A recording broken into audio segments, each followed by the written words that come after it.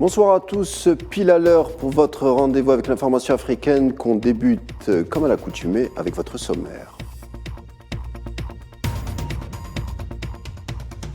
Libye, on presse le retrait des mercenaires de certains pays africains. Abdoulaye Bathily insiste sur la mesure conformément au plan décidé au Caire, c'était en novembre dernier, condition sine qua non pour la mise en place des élections dans le pays.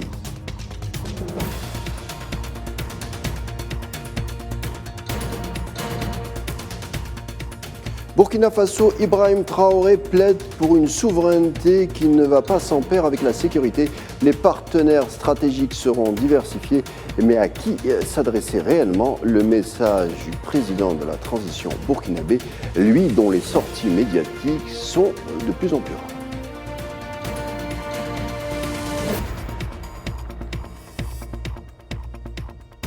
Et puis en RDC, avec cet autre appel lancé cette fois par des chefs d'État de plusieurs pays d'Afrique centrale et de l'Est en vue d'un cessez-le-feu immédiat et un départ de tous les groupes armés en Est-RDC avec une situation qui ne cesse d'empirer. On en parle en fin d'édition.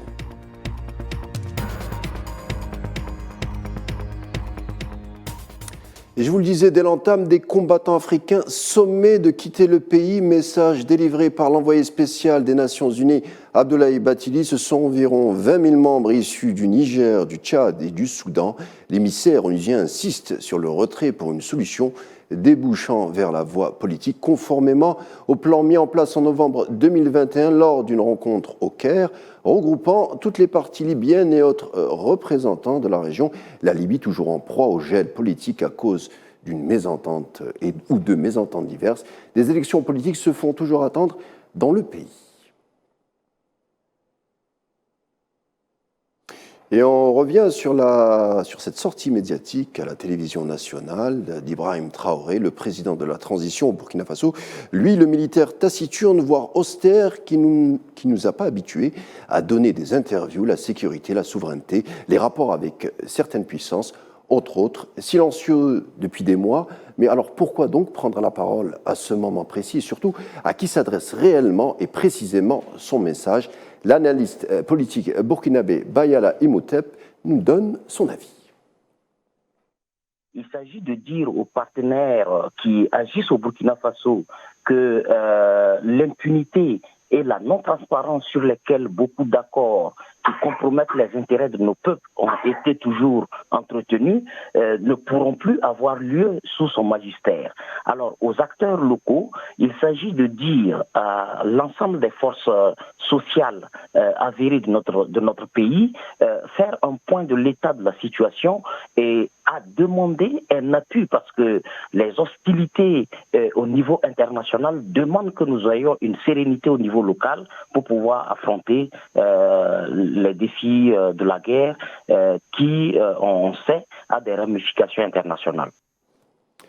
Évoquons enfin la relation russo-africaine avec une visite assez inédite, celle de Sergei Lavrov, le ministre des Affaires étrangères russe à Bamako, à compter de demain. Je le disais inédite puisqu'il s'agit de la première visite d'un chef de la diplomatie russe au Mali. On en reparlera, comptez sur nous, lors de notre rendez-vous de demain.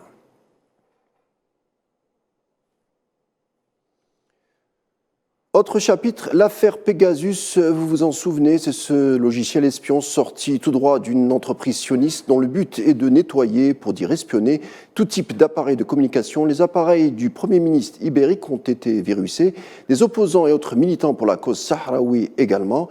Une affaire Pegasus qui a laissé des traces sur l'opinion publique en Espagne, jusqu'à même provoquer une tension entre l'Espagne et le Maroc. À titre d'exemple, la récente réunion entre les deux pays, comme on va le voir avec Sofiane Baroudi.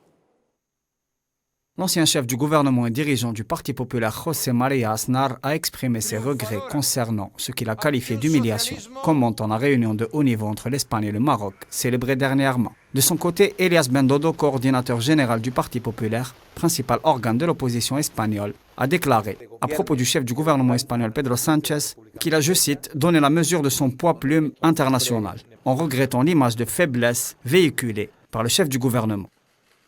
Il a ainsi commenté la non-réception du président espagnol par le roi du Maroc, en estimant que Sánchez aurait pu difficilement faire plus ridicule. Le gouvernement Sanchez est soumis à de rudes critiques à sa droite comme à sa gauche. À ce propos, le Parti populaire a organisé à Valence une réunion qui a vu la participation de toute sa direction, avec à sa tête Alberto Núñez Feijóo, aux côtés de 2 anciens chefs du gouvernement. Les prochaines élections municipales feront office d'élections générales, selon la direction du PP, qui affiche une attitude d'union en préparation de ce scrutin. Pour sa part, la formation Unidas Podemos, qui fait partie de la coalition au pouvoir à la gauche de Sanchez, a décidé de boycotter la réunion de Rabat, exprimant encore une fois son désaccord avec la position du gouvernement sur le Sahara occidental et réitérant son soutien au droit légitime du peuple sahraoui à l'autodétermination. À ce propos, le représentant du Front de libération Polisario en Espagne, Abdullah Arabi, a estimé que la désescalade des tensions dans la région était tributaire de l'exercice par le peuple sahraoui de son droit à disposer de lui-même et que la décolonisation du Sahara occidental était nécessaire à la stabilité régionale. Dans ce siège, la plupart des observateurs ont analysé l'appel du chef du gouvernement marocain Aziz Akhannouch à son homologue espagnol à redoubler les efforts face aux dangers que traverse la région, comme une volonté implicite de Rabat d'impliquer Madrid dans la guerre coloniale qu'elle mène depuis plus de 2 ans au Sahara occidental, notamment via la question du contrôle de l'espace aérien sahraoui sous contrôle espagnol. Dans un contexte international marqué par la montée des tensions sur le vieux continent, ainsi que par la multiplication des scandales impliquant le Royaume du Maroc, à l'instar de l'affaire Pegasus ou encore du Morocco Gate, entachant le Parlement européen. Les crispations diplomatiques se font fortement ressentir entre Rabat et l'Union européenne, notamment avec Paris. La dernière affaire en date concerne le journaliste Rachid Mbarki, touché par une enquête à BFM TV sur des soupçons d'ingérence avec des buts d'influence. La dernière évolution de cette affaire indique des soupçons de corruption en contrepartie de diffusion de contenu hors du circuit de validation. L'actualité en Afrique, c'est aussi cet appel lancé par des chefs d'État de plusieurs pays d'Afrique centrale et de l'Est en vue d'un cessez-le-feu immédiat de toutes les parties et un retrait de tous les groupes armés, y compris les étrangers dans l'Est de la République démocratique du Congo. Un appel formulé à l'issue d'une réunion des chefs d'État de la communauté de l'Afrique de l'Est à Bujumbura, la capitale du Burundi. Elle intervenait en pleine recrudescence des violences dans cette région du continent. Le sommet de Bujumbura note que la situation sécuritaire dans l'Est de la République démocratique du Congo est une question régionale qui ne peut être réglée durablement que par un processus politique. Les chefs d'État de la communauté de l'Afrique de l'Est ont insisté sur la nécessité de renforcer le dialogue entre toutes les parties. Le sommet a également demandé un retrait des groupes armés étrangers et un déploiement rapide de toutes les troupes censées composer la force régionale contre les groupes armés. Seuls le Kenya et le Burundi ont déployé des centaines de soldats. Depuis la mi-janvier, de violents combats opposent les militaires congolais aux rebelles du M23. Fin 2022, les rebelles s'étaient repliés, laissant des localités à la force régionale. Mais le M23 a de nouveau lancé des offensives et s'est emparé de la cité de Kichanga. Au cours des derniers jours, des dizaines de milliers de personnes ont été prises dans l'étau des violences armées dans les localités de Kichanga, territoire de Massissi, et Kishishi, territoire de Rutshuru, dans les environs de la province du Nord Kivu, les obligeant à fuir leur domicile. Les organisations humanitaires nationales et internationales sont fortement préoccupées par cette situation, notamment celle de centaines de personnes qui sont menacées par des individus armés et qui ont trouvé refuge dans et autour d'une base de la MONUSCO à Kichanga, selon la coordination humanitaire établie en République démocratique du Congo. Et puis on conclura notre rendez-vous de ce soir avec de la culture. La ville libyenne de Gadamès, surnommée la perle du désert, bâtie autour d'une source d'eau, renoue avec son festival de l'artisanat, chant folklorique, stand de vannerie ou accessoires en cuir. La ville met son savoir-faire en avant pour tenter d'attirer les visiteurs dans cette oasis du sud libyen, relativement épargnée par le chaos de la dernière décennie. La spécialité de la région, les corbeilles avec des tiges de palmiers dattiers tressées par des mains habiles, répétant des gestes ancestraux. Pour rappel, la ville de Gadamès est répertoriée comme le plus ancien centre urbain de la région.